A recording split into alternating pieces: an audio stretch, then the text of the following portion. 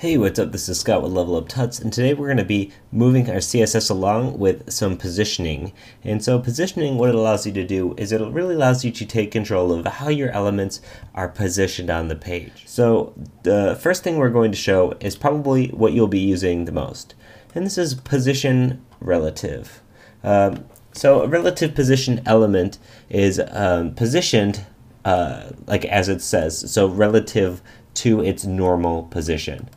So right now, if I were to give, let's say, on this div right here, if I were to give this a top of -10 pixels, it's not going to move. You see, it's not going anywhere. That's because it's not being positioned. If we want this to be 10 pixels, or this is in this case -10 pixels from the top of where it is, we want to give this a position relative. So we'll call this position relative. Now if you notice, it jumped up 10 pixels. To make this a little more obvious, let's make this be 50 pixels. Okay, so here it is. This now has a top of -50 pixels, so it's getting pushed up relative to where it was before. If we give it, check that off, you can see it go right back down. There it goes, there it goes. So this might be used in a situation, let's say if you're making like a banner and you want the banner to go a little bit underneath something, like maybe you have an image and you want the banner to just creep up underneath that image. This would be used to move that, whatever you're trying to move, just relative to where it was. And it can come in very handy if you need to move it, like I had top here. You can also use left, and then left, once you give it, let's say 30 pixels, you'll see it move left. Right, it's going to do the opposite. It's going to move right from the right 30 pixels. Likewise, if we had this be -30 pixels, it's going to move towards the right. Okay, so this is a position relative. Of course, there's also bottom as well, as there is top, left, right, and bottom. Okay. So the next one we're going to talk about is position absolute. So now this position absolute is interesting because it can be used to do a couple of different things. And the absolute position element is positioned relative to the first parent element that has a position other than what it normally is, which is static.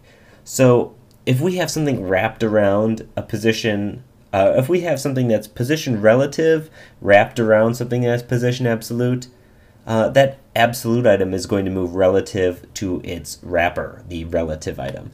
But if there's no wrapper, like in this case, this div has nothing around it that says position relative. If we make this position absolute, you're going to see that this went -30 pixels from the browser window. So no matter how big we make this div is always going to be -30 pixels off the screen.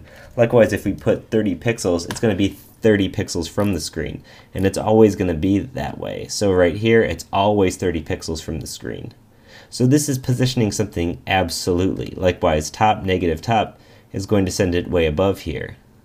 But let's see what happens if we open this div up and we give our H1, we give this a position absolute. And then now we're going to give this a position relative, the wrapper again. And I'm actually going to get rid of this right on here too. So now we have this H1, and now it's positioned absolutely inside of a relative item. So if you'll notice, the flow of the document is all moved up because it's taken this text, this H1, out of the flow of the document. Okay? And what it's doing is it's positioning it absolutely where it is. What we want to do here is we want to say maybe top -10 pixels. Okay, so now you see it's moving up in position relative to its parent. If we were to take off this position relative on this thing, it's going to be moving absolute to the browser window, just like this div was when we had it with position absolute itself. So using absolute position can be nice if you want to take something out of the flow of the document and move it around somewhere on your page. It's probably more useful if it's wrapped in a position relative tag and then you're moving it relative to something else. But really, it's whatever you need it to do. In this particular case, we don't really need anything positioned absolutely because it's all going to go in the flow of my document. And this is all really how it needs to be. Okay, we just want the title here and everything like this. So we don't need position absolute or position relative. This next one is position fixed. So what we're going to do for that is we're going to create, above all this, I'm going to create above the wrapper and everything, I'm just going to create a new div, and it's going to be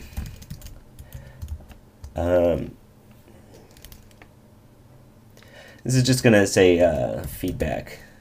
And so this is going to be a feedback div. All it's going to have is an anchor in it.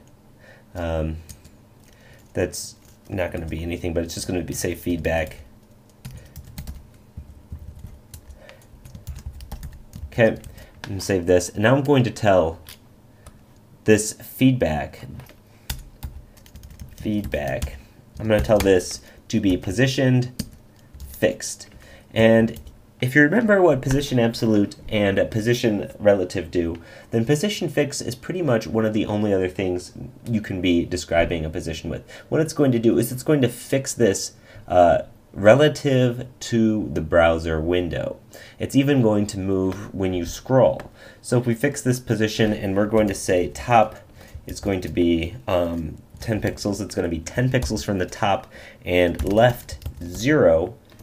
If you can guess where this will be at the very top, 10 pixels down, and then all the way on the left side. So let's save this, go back to our document, refresh.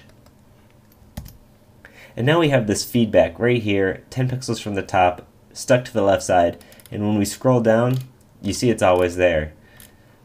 So this is a position fixed type element. People sometimes use this to have a navigation that's following the side of a page if it's being scrolled down. But really, you can be creative. This is just fixing something to the window of your screen.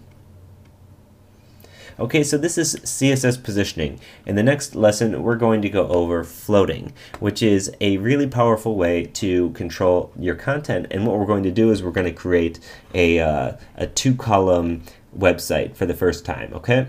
So, as always, if you have any questions, leave a comment, hit us up at Twitter, Level Up Tuts, let us know what you're thinking. This is Scott with Level Up Tuts, and thanks for watching.